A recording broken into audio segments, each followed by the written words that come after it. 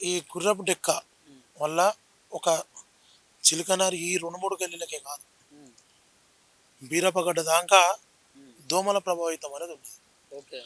దాదాపు నేను 4, 5 సార్లు, ఒక్కసారి కాదు 4 సార్లు డీసీ గారికి చెప్పినా కూడా ఫలితం లేకుండా పోయింది. ఇలా ఎలక్షన్ సమయంలో ఓట్లేమో మాయి కావాలి, దోమలనే దోమలతోని మేమే యుద్ధం చేయాలి, కానీ మీరు మాత్రం ఏసీ రూమ్లలో పట్టుకోవాలా? ఎవర్రా మిమ్మల్ని గెలిపించింది కార్పొరేటర్గా? ఏంది? ఏం సమాధానం చెప్తారు దేనికి ఇది? అరే ఒక్కొక్క దోమ ఇంత లావు ఉంటుంది, ఒక్కొక్క దోమ చచ్చిపోతురు, అనారోగ్యానికి పాలవుతురాడ. అలా బస్సులలో పోతే తిడుతురు, కొట్టేటట్టు ఉన్నారు జనాలు. గింత గింత నీచంగా గిన్ని రోజులు జిహెచ్ఎంసీ అధికారులు ఏం చేస్తున్నారు హైదరాబాద్లో? నువ్వు మేము చెప్తారు కదా, మీరు ప్రభుత్వం చెప్తుంది కదా, మేము హైడ్రాస్ పెట్టి సుందరీకరణ పనులు గిదా. ఒక పక్కనేమో పేదల ఇండ్లు కూలగొడతావు, గీడనేమో సాఫ్ చేయడానికి నీకు అధికారులు దొరుకుతలేరా? కాంట్రాక్టర్ మొద్దు నిధులు ఉందా, జిహెచ్ఎంసీలో మొద్దు నిధులు ఉందా?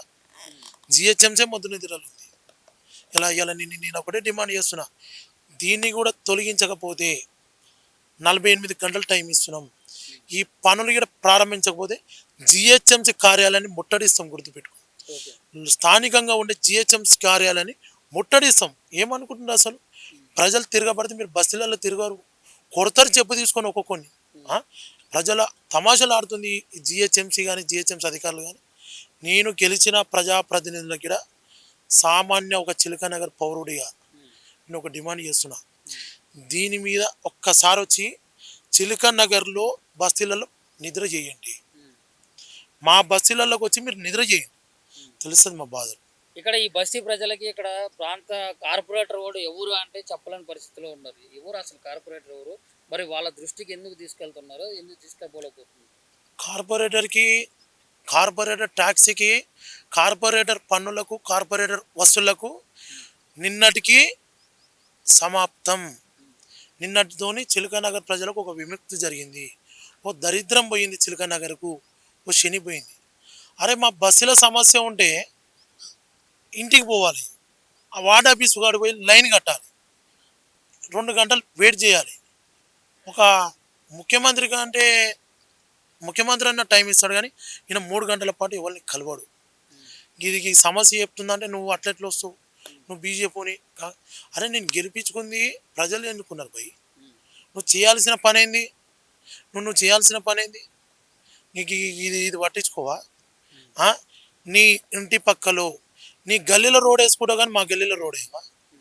నీ గల్లీలో సమస్య తీర్చుకుంటావు, కానీ నీ బస్తీలో నీ ఇంటి పక్క పోండి దోమల మందు కొట్టించుకుంటావు, కానీ మా బస్తీ రాదా? చిలకానగర్ చిన్న చూపు అయింది కార్పొరేటర్ గారికి. చిలకానగర్ అంటే చిన్న చూపు అయింది జిహెచ్ఎంసీ అధికారులకు. నేను ఒకటే డిమాండ్ చేస్తున్నా, దీని మీద కూడా మీరు పనులు ప్రారంభించకపోతే జిహెచ్ఎంసీ కార్యాలయాన్ని ముట్టడిస్తాం. అవసరమైతే ఒకరోజు బంధు పిలుపుకి ఇస్తాం. దోమలలో సస్తున్న మీద మా ప్రాణాలు ఖరాబ్ అవుతున్నాయి. మా ప్రజల్ని ఎన్ని లక్షలని పెట్టుకోమంటామండి? లక్షలు చేసి హాస్పిటల్ పాలవుతున్నారు. నిన్న కుమ్మరికుంట పోయినా డెంగ్యూతో బాధపడుతున్నాడు ఈ దోమల వల్ల. అంటే ఇంకెంతమంది ప్రాణాలను బలిగొడుతుంది ప్రభుత్వము? ఇంకెంతమంది ప్రాణాలతో చెలగాడ మారుతుంది జిహెచ్ఎంసీ? ఏంది ఈ డ్రామాలు? ఏంది వీళ్ళ షోక్ టాప్కు పనికి తప్ప?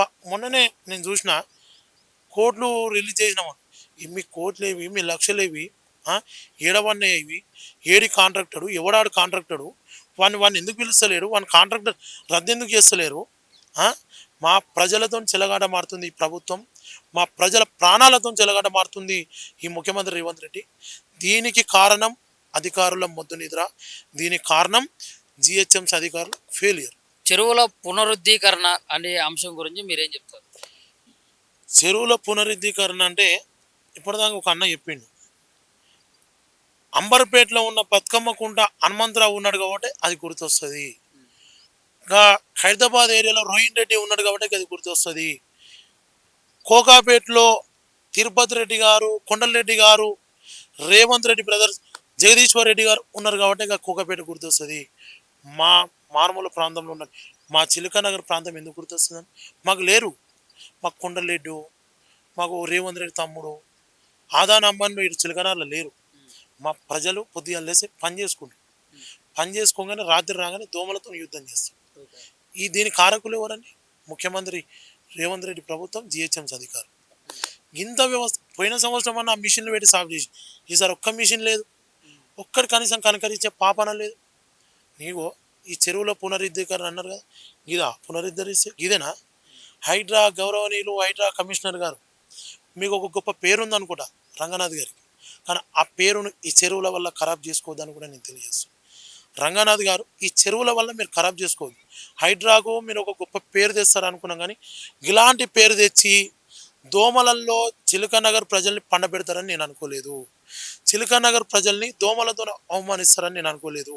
మా చిలకనగర్ ప్రజాని కానీ ఈ గుర్రపు డెక్క తీయకుండా మా చిలకనగర్ ప్రాంతాన్ని, చిలకనగర్ ప్రజల ఆత్మగౌరవాన్ని మీరు అవమానపరుస్తారని నేను అనుకోలేదు. ఈ ప్రశ్న హైడ్రాకే కాదు, జిహెచ్ఎంసీ కూడా వర్తిస్తుంది.